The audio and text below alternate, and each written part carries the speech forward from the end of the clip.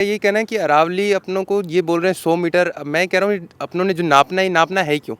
पूर्ण रूप से इसको बंद करना चाहिए कि यहाँ पर माइनिंग करनी क्यों है, अपनों ने क्या अपनी मजबूरियाँ हैं कि यहाँ पर माइनिंग करनी पड़ रही है अपनों को। जो अपनी ज़रूरत है वो ज़रूरत कहीं और से भी तो पूरी कर सकते हैं अपने, है ना। तो इसको ये इन्होंने रास्ता कर लिया है कि 100 मीटर कर देते हैं तो बाकी धीरे धीरे माइनिंग चलती रहेंगी। अवैध रूप से भी कितनों की माइनिंग चलती है, रात को बहुत माइनिंग चलती हैं, वो आपको भी पता है, मुझे भी पता है।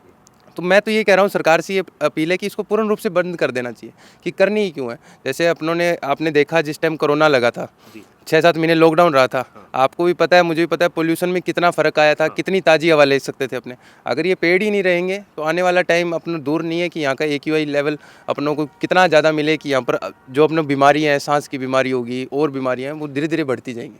क्योंकि बिल्कुल, आप देख पा रहे होंगे यहाँ पर ये जो रात को अवैध मान लो, चाहे सरकार के पक्ष में मान लो, उसके साथ मिलके मान लो, यहाँ पर सब खनन हुआ है, अवैध रूप से माइनिंग हो के इसको सब काट दिया गया है। आप पीछे देखेंगे तो पूरा कटा हुआ है, नहीं तो पहाड़ कभी भी ऐसे नहीं होता। ये तो सेफ है कि उसको काट दिया गया पूरा।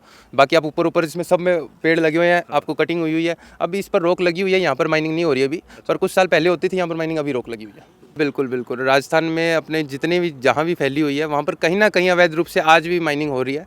वो चाहे कैसे भी हो रही है, कोई किस सिस्टम से कर रहा है वो अगला ही जाने। अब इसमें मैं ज़्यादा क्या बोलूँगा फिर। उसमें भी फिर उनका अपना जो भी है सिस्टम चल रहा है, अपना प्रॉफिट लॉस सब उसमें देख रहे हैं, लेकिन प्रकृति से कम इतना खिलवाड़। बिल्कुल, प्रकृति से ज़्यादा खिलवाड़ करेंगे तो 2013 वाला कांड हो जाएगा, केदारनाथ वाला।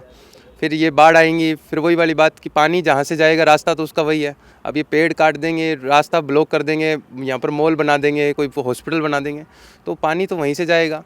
तो आगे आने वाली जो अपनी पीढ़ी है उसको ही समस्या होगी।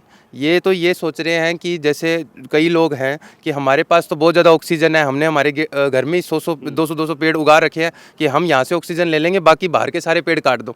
ऐसा नहीं है, बाहर के पेड़ कटेंगे तो आपको भी तकलीफ होगी, आपके आने वाले बच्चों को भी तकलीफ होगी। या तो ये अपने बच्चों के बारे में सोचते नहीं हैं, या इनको ये इतना ही मतलब है कि हम जी लें बस, बात खत्म।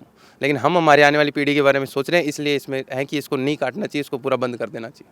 चलिए, और कुछ आखिरी आपका कुछ कमेंट, कुछ सरकार से आपका निवेदन? नहीं, सरकार से मेरा यही अपील है कि एक तो जो ये फालतू के जो इन्फ्लुएंसर हैं, जो भड़का रहे हैं, इन पर कोई कार्रवाई करनी चाहिए कि जो टॉपिक है ही नहीं, ये नॉर्मल सी बात है, आप सरकार के खिलाफ जा रहे हो, आप खिलाफ जाओ, नॉर्मल सी बात है।